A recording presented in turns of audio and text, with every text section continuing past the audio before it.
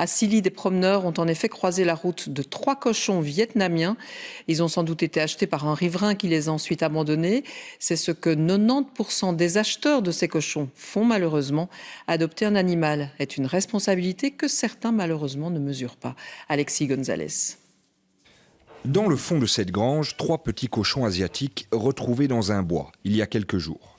Ils ont tendance à vivre en communauté, donc on a pu capturer les 3 en même temps.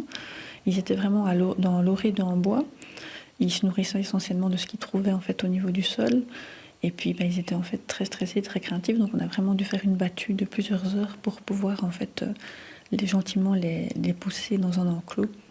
Pour le refuge Tabula Rasa, c'est une première, mais chez Animaux en péril, on est habitué à accueillir les cochons vietnamiens. Le refuge en possède 40. On peut en acheter comme des chiens ou des chats. La mode s'est développée aux États-Unis puis en Europe, mais ces animaux ont des besoins auxquels les propriétaires ne pensent pas. Et depuis quelques années, on constate un nombre croissant d'abandons.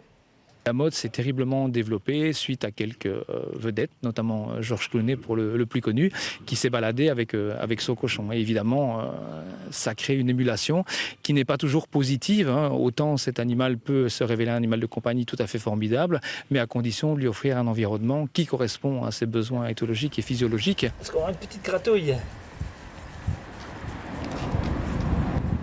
Voilà.